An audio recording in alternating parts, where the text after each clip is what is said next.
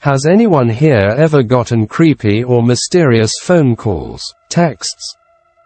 Like blocked numbers calling you at 2 a.m. For the past week or so my family has been getting phone messages. All they do is slowly beep every few seconds and then hang up. Anyone else has this? After my brother died I got a text message from him. Just said I love you bro. Not really mysterious, but a weird story. My friend told me their phone was stolen, so I sent a text to it to see if somebody might have picked it up, but the only response I got was screw off. Later, it's around midnight, I get a call from unknown number. I answer it and this guy tells me he is an undercover informant and some drug dealers stole my friend's phone and he just happened to see and memorize my number on the phone from the contacts list. He also tells me these guys know how to make bombs and are going to place them on people's doorsteps. At this point it sounds like a threat and that he keeps going on and on like he was trying to keep me on the phone as long as possible. I get the suspicion that he is trying to threaten me into paying money to get the phone back, but I just hang up because it's already really late. About an hour later I get another call from a girl who is yelling at me and says they are just trying to help, but I'm tired and I'm really not trusting anything these people are saying.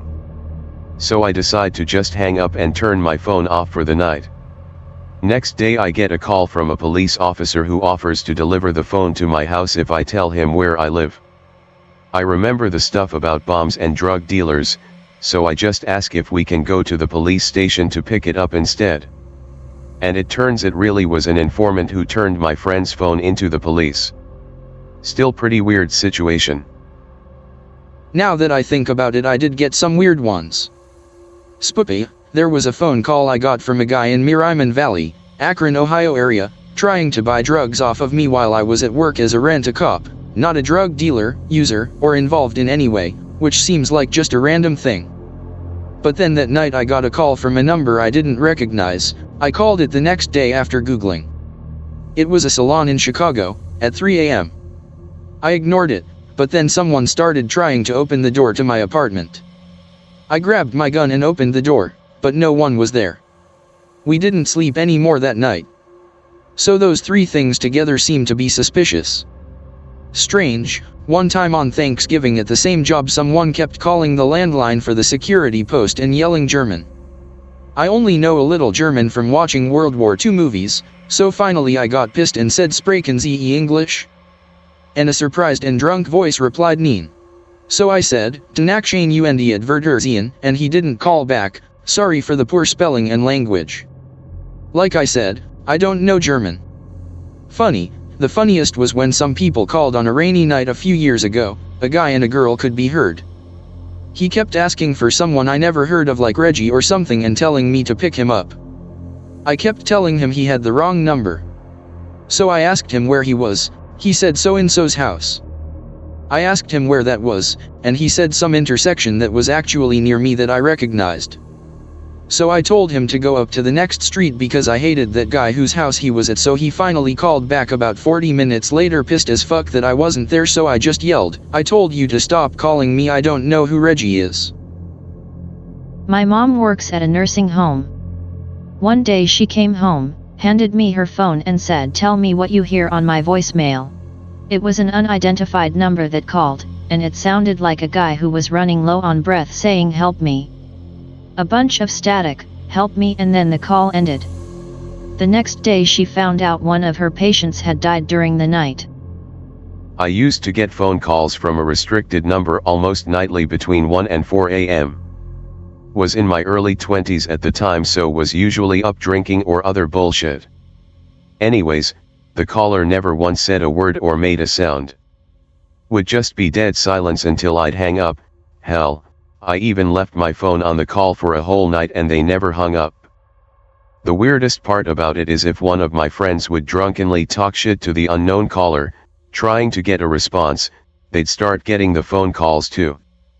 I have friends all over the state and in other states.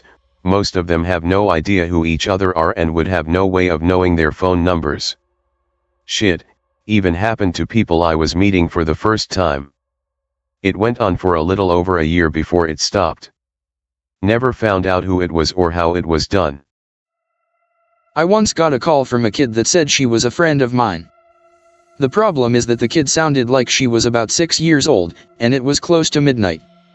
She said my first name, but my first thought was that it was some poor kid trying to sneakily call her friend who happened to have my same name. The weird part was that I could hear an adult's voice in the background coaching her on what to say. Like, I would say, "Sorry honey, I think you have the wrong number. There's no little kids here." And the adult would say something in the background, and the kid would insist again that she knew me. I don't know anyone with kids that age, so it was probably some kind of random prank, although I can't figure out what they expected to happen during it. I eventually hung up, and they didn't call back. It was interesting, although not very spooky. There were tons of pervert calls in the 1970s and 80s. I guess they were in style. I was a kid back then and I was often up before my parents on weekends, which is when calls like that would often come in. Also late at night, but my dad would generally get those first, and blow a whistle into the phone. This was in California, which is also a pretty pervy state in my opinion. I usually wouldn't tell my dad about them, and as I got a little older I would try to screw with or intimidate the callers, which could be pretty funny. One was frightening though, because he addressed me by name. I tried to get as much info as I could out of the guy, although he was super disgusting and I really wanted to hang up. Then I did tell my parents and they called the police. I remember talking to the officer, who was very nice. I was about 12, I think. Long story short, they figured he would call again, so I think they tapped the line. Sure enough, it turned out it was a guy from our church. Apparently he was on parole from a prison sentence for making CP. I think all the gross questions he was asking me were a kind of interview or lead-in to a screen test. I don't know what happened to him with reference to my case, but I did give a deposition to some attorneys, I seem to recall. The worst thing is that he is still alive, on the sex offender registry, and runs a store which caters to teen boys' gaming stuff, cards, and of course some vintage gay erotica crap. Nobody does anything about it? That's scarier than any of his crappy phone calls. When I was in middle school, my parents would work nights sometimes and leave me home alone. I'd usually just sit around and watch TV, didn't really need to worry about anything happening. Nobody ever really called, but I was always told to stay near the phone in case of any emergencies. I was sitting on the couch one night pretty late at around 9:30 p.m. when I got a phone call. I picked it up and nobody ever answered. Didn't think much about it at the time, but was still a little worried that maybe it was my parents and something happened to where they couldn't get back to the phone. Told them about it in the morning and they said it was probably a prankster. Next night the same thing happens, and again, I say something to my parents but they say not to worry about it. This goes on for the rest of the fucking week, always at around the same time and only when I'm home alone, and I start getting paranoid. The next Monday night when I'm home alone again, I'm pretty much staring at the TV guide clock anticipating it, and of course, it happens again.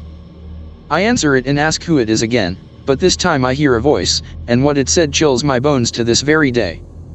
I am a heron. I have a long neck and I pick fish out of the water with my beak. If you don't give this phone call to 10 other people, I will fly into your kitchen and make a mess of your pots and pans. I had an overnight radio show in college, and being a girl I got a call nearly every week from a guy telling me how sexy my voice was, it isn't, and that he was going to come find me at the station. I usually walked home with a big burly guy who was the music director, but one night I was there all by myself. Stalker guy calls, tells me he's going to come get me after my shift.